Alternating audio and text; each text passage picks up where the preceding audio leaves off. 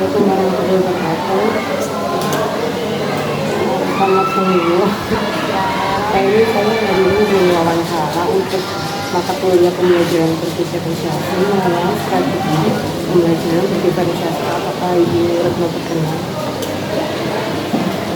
Yang pertama saya tanya bagaimana pihaknya itu menyesuaikan metode pembelajaran ya agar sesuai dengan beragam kebutuhan peserta didik dan beragam kemampuan siswa. Di awal pembelajaran kan kita melakukan asesmen. Asesmen itu dilakukan berdasarkan asesmen diagnostik asesmen diagnostik yang kognitif sama yang non kognitif ya. Kalau yang non kognitif itu kan kita melihatnya dari belajar dari belajarnya itu seperti apa. Kemudian kalau kognitif kita melihat nilai gitu ya, hasilnya itu seperti apa pengetahuan mereka. Dan biasanya untuk penerapan konsep diferensiasi di kelas itu kita lakukan kelompok, jadi belajar secara berkelompok. Tentunya yang pertama itu kita lihat dari gaya belajar mereka. Yang gaya belajar mereka biasanya kita kelompokkan sesuai dengan gaya belajar mereka, hasil asesmen gaya belajarnya. Kemudian di tiap kelompok itu kita lihat asesmen diagnostik yang kognitifnya, kita lihat nilai yang paling tinggi di antara anggota kelompok itu kita jadikan leader. Jadi kita jadikan leader untuk mengajar nih teman-temannya walaupun dengan gaya belajar yang sama, kan mereka udah mendapatkan dengan berbeda. Di tiap kelompok itu harus ada leadernya. Jadi biar teman-temannya ketika proses pembelajaran itu kemudian kalau untuk melihat kemampuan dengan sambil berjalan ya kita lihat hasilnya. Terkadang kan ada naik turunnya ya kebutuhan anak di materi ini dia mampu, di materi yang lainnya ada menurun, ada disuruh tinggal kita sesuaikan dengan kondisinya. Sesekali kita melihat kelompoknya bisa apa ya bisa mengolah karakter yang berbeda dari anak-anak itu seperti apa. Ternyata walaupun dengan gaya belajar yang sama, tiap kelompok itu berbeda, dalam satu kelompok itu gaya belajar yang sama, kan barangkali kita bisa kombinasikan nih dengan kelompok lain dengan gaya belajar yang berbeda. Jadi kita ubah kelompoknya biar lebih lagi. Nah, dengan cara seperti itu kita akan belajar.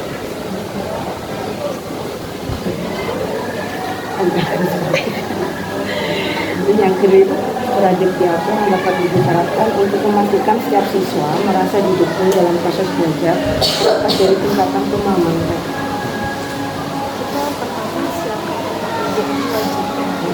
Paling tidak walaupun tidak dalam file seperti apa, paling tidak ada kegiatan saat proses pembelajaran yang mereka kerjakan. Jadi yang saya lakukan itu ketika proses belajar, walaupun bekerja secara kelompok, tapi kita tetap memberikan tugas secara individu. Jadi ketika anak mengerjakan secara individu itu kita bisa lihat kemampuan mereka itu seperti apa, pemahamannya seperti apa. Kemudian kita bisa memberikan penghargaan kepada mereka yang sedang melakukan tugas itu. Kita suka memberikan penghargaan ya. Penghargaan kan dalam bentuk kita memberikan nilai yang kita memberikan umpan balik. Salah satu strategi yang harus diberikan. Jadi anak, oh iya nih tugas yang ada dikerjakan dinilai gitu. Jangan sampai nanti ketika mereka udah mengerjakan, kan walaupun dengan pemahaman yang berbeda, ada yang total kesian mengerjakannya total, ada juga yang ya udahlah yang kerjain gitu ya, tapi kita tetap hargai dengan cara kita memberikan umpan balik kita nilai untuk pemilihan tugasnya nih kan kita perbaiki ya, ini udah baik sendiri Yang selanjutnya, bagaimana Ibu menyesuaikan materi atau aktivitas kelas untuk mengakomodasi perbedaan gaya belajar siswa? Untuk perbedaan gaya belajar biasanya saya itu dengan pembahasan mereka ketika LKPD yang selanjutnya itu kita sesuaikan. Jadi bisa saja dalam proses pengerjaan LKPD yang diberikan, karena kan kita mau melihat praktik siswa, kita bebaskan anak mau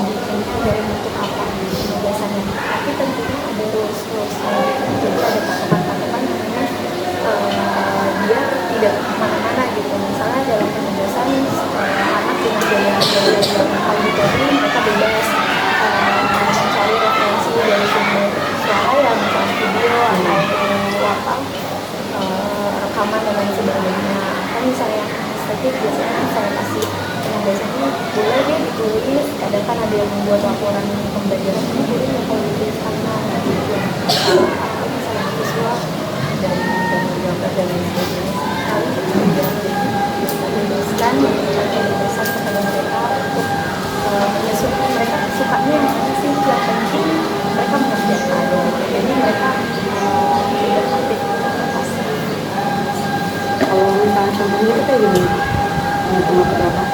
Misalnya kita belajar atau kadang-kadang menghayati ya membuat laporan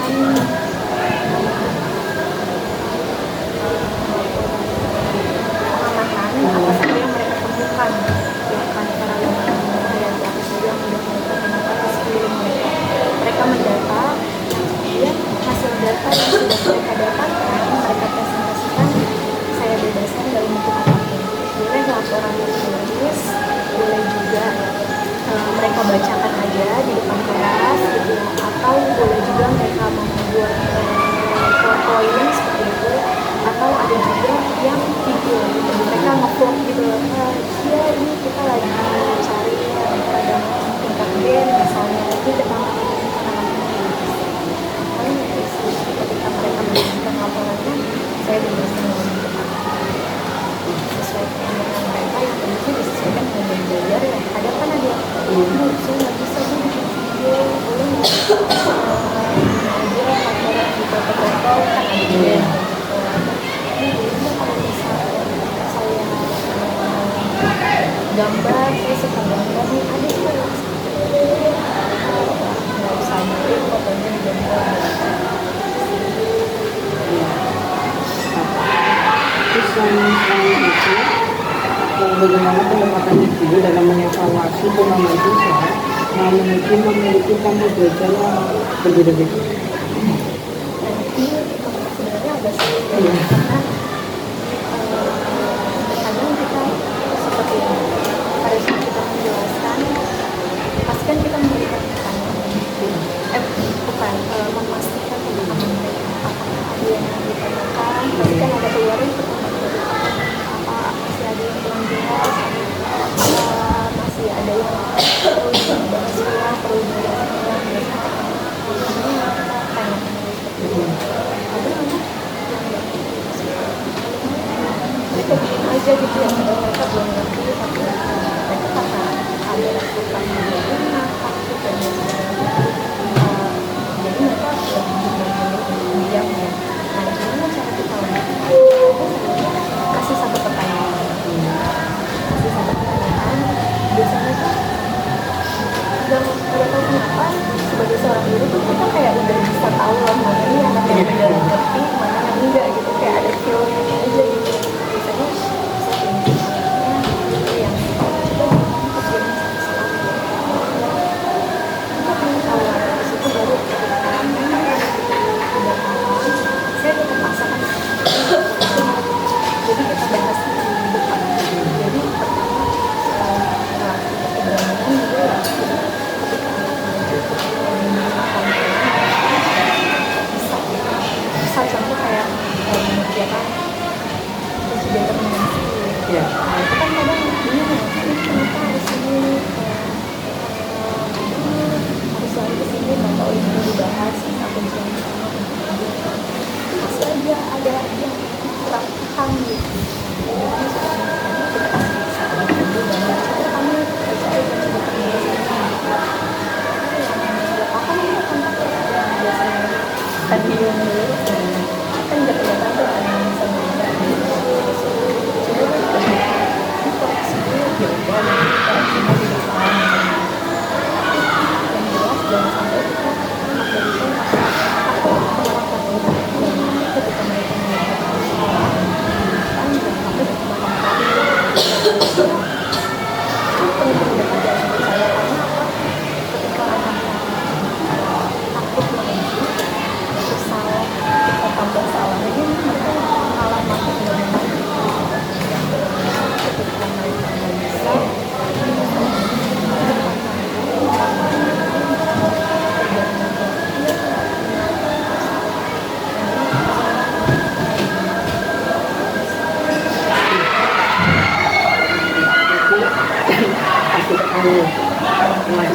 sebagai siswa bisa memberikan siswa positif kalau siswanya.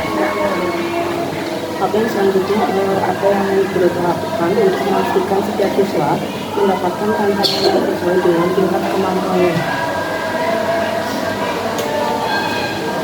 Paling suka kasih biasanya sisanya ketika mempresentasikan biasanya kan bisa materi nih karena presentasi ya tugaskan dia kan mempresentasikan dari penugasan yang kita berikan ya. Itu biasanya setelah mereka presentasi kita kasih pertanyaan. Misalnya kan ada dilempar ya ke forum untuk siapa yang mau bertanya pasti nah untuk mereka benar-benar paham ada kan ada yang paham ada yang kasih lagi pertanyaan kalau ini gimana kalau misalnya kayak gini gimana gitu jadi yang udah paham nanti dia akan tambah lagi untuk posisi jadi kan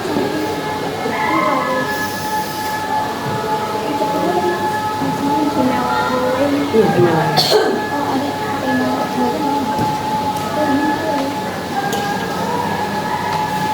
Kamu cari dulu.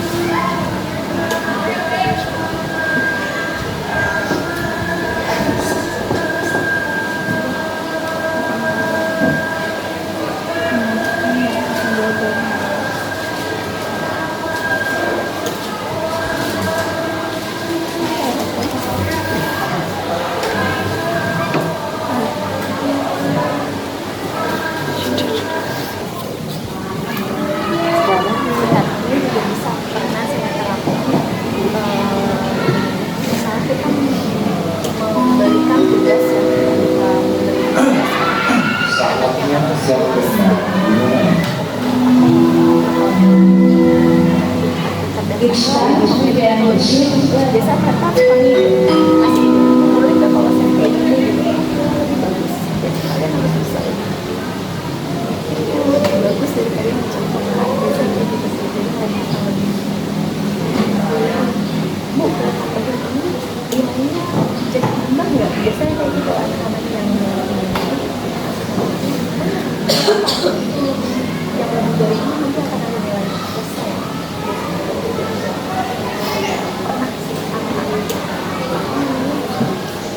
malah mereka yang meminta lebih gitu. Kalau misalnya kan ada yang memanggil terus dipanggil lagi, nah itu masuk penilaian dari terus sebelumnya pasti lebih sebut kan. Apakah itu udah penilaiannya direvisi atau enggak? Biasanya itu buat nilai tambahan biasanya kan sikap kan berarti aspek lainnya. Iya, aspek lainnya. Katakan biasa kalau udah pakai duit kan udah budgetnya ya segini ya nilai maksimal berapa cuma biar jadi motivasi itu kalau menjadi kita udah bisa pikir ya masih berorientasi nilai kan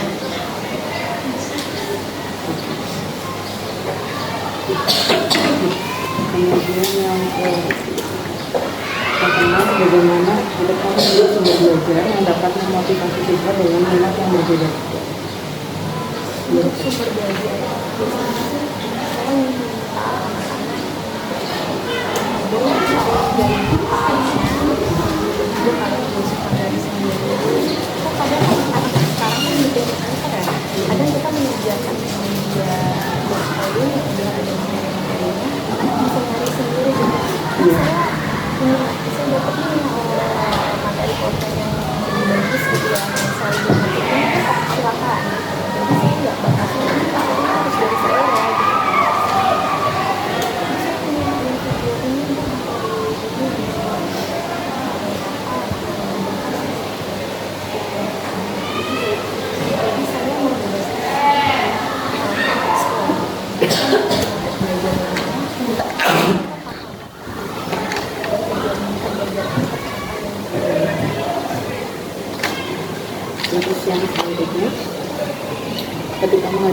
supaya menunggu kecepatan belajar yang berkaitan hasil yang lama dan yang sekarang. Jadi tuh ibu merancang kegiatan pembelajaran itu bagaimana sehingga semua siswa itu bisa asimilasi. Ini bersikap fleksibel sih. Kenapa? Karena kita nggak bisa memaksakan anak ketika kita sudah merancang pembelajaran, misalnya dalam satu pertemuan ada dua tujuan pembelajaran. Ada beberapa anak yang nggak sampai nih pembelajaran kita gitu ya. Jadi kita beri ruang, beri kesempatan kapan ini selesainya, kapan ini kita tetap merancangnya ya sesuai dengan siswa yang reguler ya, yang biasa, yang rata-rata gitu. Tapi kita kasih keringanan untuk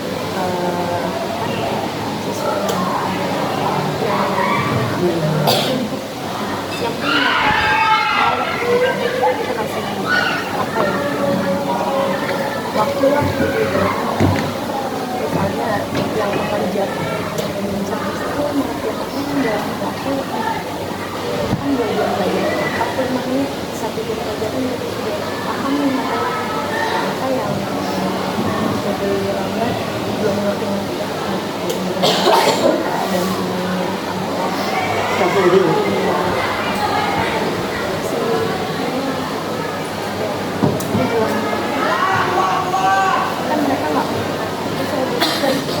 jarang banget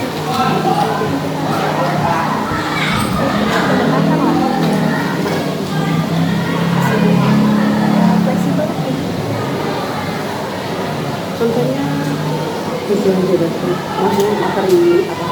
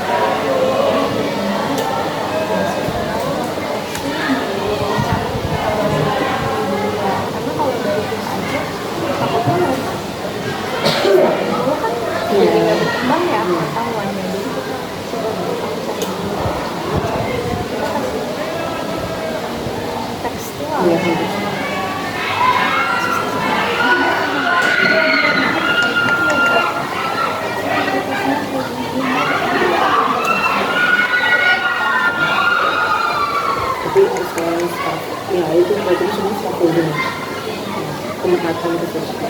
Kemudian yang selanjutnya bagaimana guru itu mengidentifikasi kebutuhan khusus siswa dan menunjukkan strategi pembelajaran itu mengatasi kebutuhan.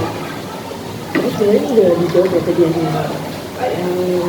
kalau misalnya tugas dia yang misalnya waktu untuk siswa yang lakukan edukasi kebutuhan waktu sebenarnya rancangan belajar emang nggak boleh sangkut kayak gitu. Walaupun aturannya harus seperti itu ya. Ya kita fleksibel lah, kita lihat kondisinya seperti apa sih, terkadang kan di kelas A bisa diterapkan, di kelas B belum tentu bisa diterapkan. Makanya kita harus bisa fleksibel dan tentunya yang terpenting sih di sini tujuan pembelajarannya bercapai. Kalau kita harus berjalan lurus, kita harus menengok dulu dengan asal mungkin tujuan yang pada intinya nanti apa belajar itu saya dipelajari itu mahal. Oh iya,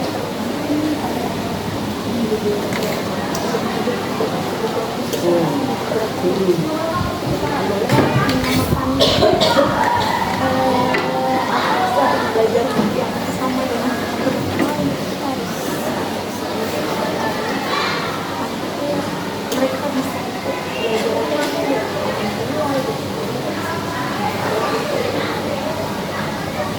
Itu jenis kita.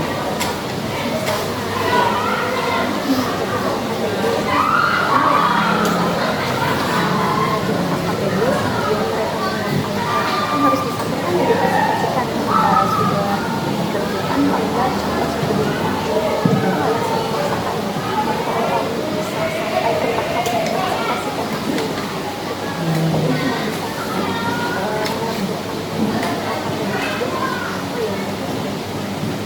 ada misalnya kita minta jelas sekali tapi mereka mengajukan jadi dari situ kita bisa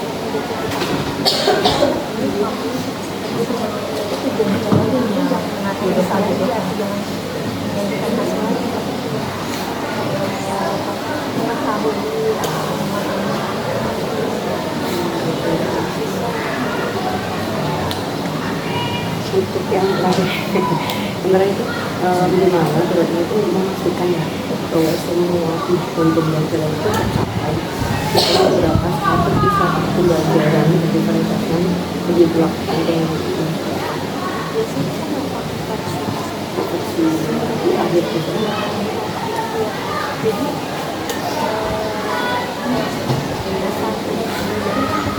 kita tambahkan referensi itu kan bisa pandu dengan pertanyaan-pertanyaan sampai mana apa materi apa saja silakan kalau misalnya mereka sudah belum terus kita tinggal saja biar belajar kita kan misalnya matanya cek-cek dulu buat itu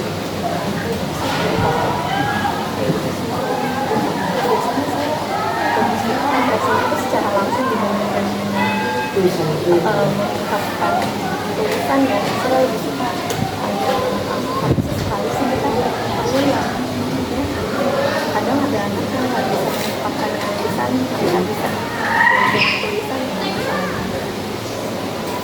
kalau misalnya itu baca atau baca iya paling secara general ya karena waktu ini juga udah nggak gitu tapi yang pasti kita bisa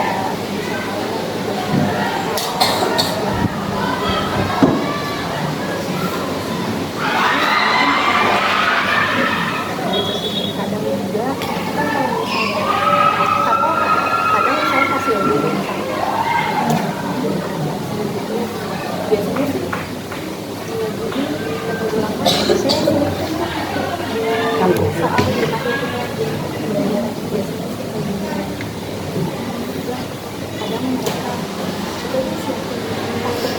ditulis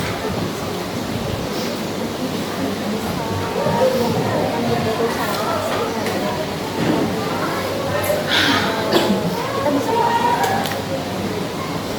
kadang ada yang saya sulit mengerti baca ini katanya ini jadi kita bisa tahu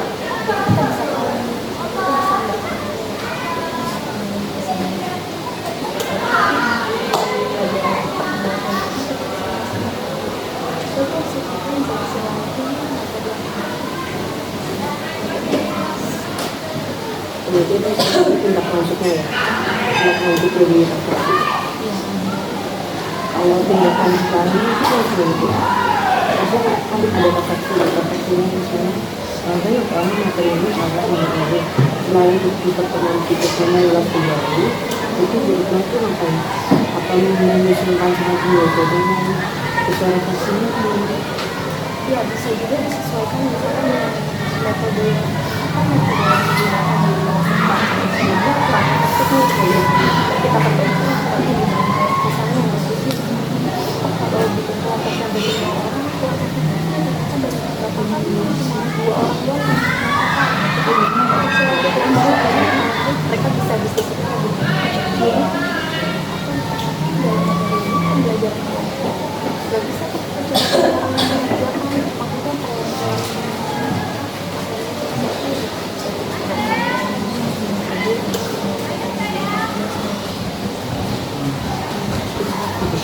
Alhamdulillah udah kecil semua. Terima kasih untuk nonton aku wawancaranya. Untuk wawancara saya di sini. Assalamualaikum warahmatullahi wabarakatuh.